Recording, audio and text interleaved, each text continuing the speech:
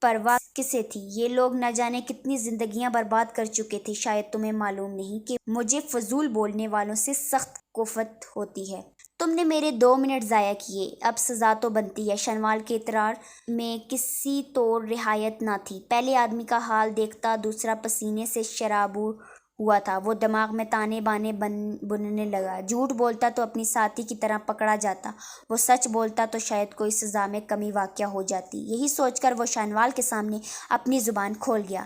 جیسے جیسے شنوال خان سنتا جا رہا تھا، اس کی پیشانی کی رگیں تن رہی تھیں، ہاتھوں کی مٹھیوں کو سختی سے بھینچتا وہ ضبط کی انتہا پر تھا۔ وہ چپ سے جسے شنوال کب سے ڈھونڈ رہا تھا کہیں اور نہیں بلکہ زرشے کی باڈی میں موجود تھی۔ یہ بات شنوال کے لیے کسی شوق سے کم نہ تھی۔ کوئی اپنی ہوس میں اتنا اندھا ہو سکتا ہے، وہ سوچ بھی نہیں سکتا تھا۔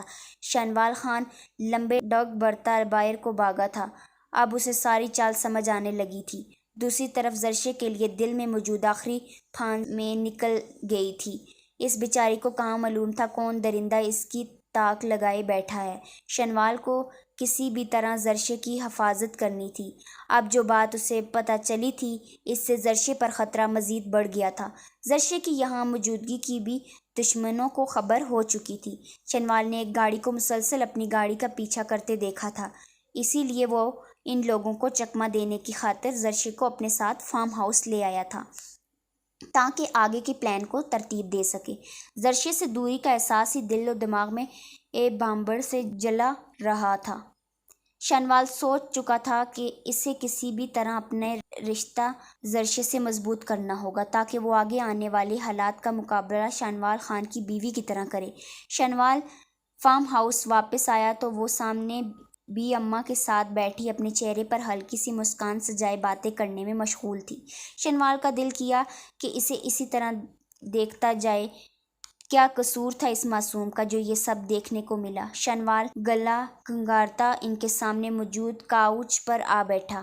بی اماں اس کے لیے پانی لینے گئیں تو زرشے بھی نامحسوس انداز میں اپنا دوپٹہ سر پر جماتی وہاں سے جانے کو پرتولنے لگی۔ گلابی فراق میں اس وقت وہ کھلا ہوا گلاب لگ رہی تھی۔ شنوال کو خوشی ہوئی تھی اسے اس طرح ہی بی اماں سے باتیں کرتا دیکھ۔ کوئی تو تھا جس سے وہ بات کرتی، ورنہ اسے تو ہمیشہ کاٹ کھانے کو دوڑتی تھی۔ زرشے ابھی اٹھی ہی تھی جب شنوال کی آواز کانوں میں پڑی، "زرشے، میرے سر میں شدید درد ہے، پلیز سر دبا دو۔" شنوال نے پہلی بار اسے اس کے نام سے بلایا تھا۔ وہ انگلیاں چٹکھاتی عجب کشمکش میں گری کھڑی تھی کہ آخر کیسے اس کے قریب جائے۔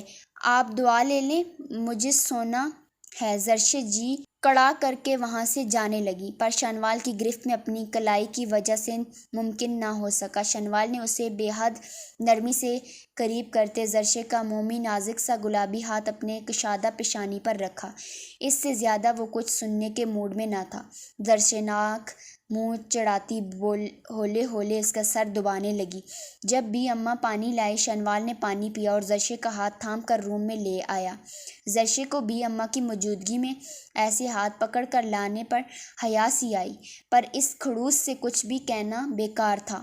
شنوال اسے بیڈ پر بٹھاتے خود اس کی گود میں سر رکھ گیا۔ زرشے تو ہک دک سی اس کے تیور دیکھ رہی تھی۔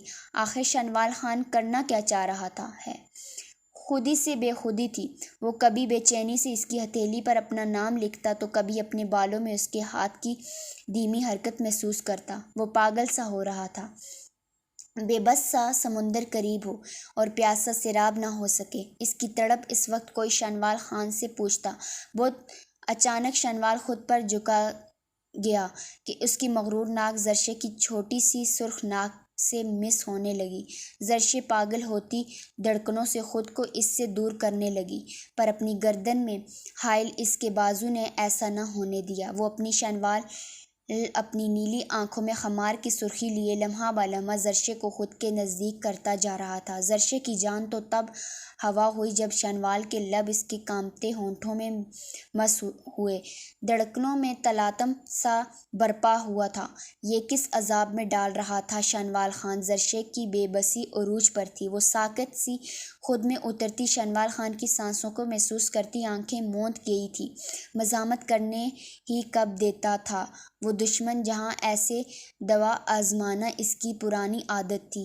لبوں کی رنگینیوں سے سیراب ہوتا وہ زرشے کے نقوش پر اپنا پرحدت لمس چھوڑتا اسے خود سے بیگانہ کر گیا۔ دونوں کی بکھری سانسیں کمرے میں گونجتی معنی خیز خاموشی کا توڑنے میں ناکام رہی تھی۔ حسین چہرے تو بہت ہوتے ہیں، پر جس کی قرب کی چاہ نگاہ میں آنے کے بعد ہونے لگے وہ احساس بے حد خوبصورت ہوتا ہے۔ ہر رشتہ اس احساس کے سامنے بے معنی لگتا ہے۔ دامن میں محبت کے پھول کھلتے دلوں کی فصلیں آباد کرتے ہیں۔ دو محبت کے آوارہ پنچھیوں کی اڑان ایک ہوتی ہے، پر کبھی کبھی پالنے کے بعد بھی خالی پن ساتھ رہتا ہے۔ کون جانے کس لمحے میں کتنی صدیاں جینی ہیں۔ سنوال خان کے سر چڑھ کر بولتی محبت اسے دیوانہ کر گئی تھی۔ نینا خان کا اس کے باہوں میں ہونا اس کی محبت و شدت کا ثبوت تھا۔ سنوال اپنے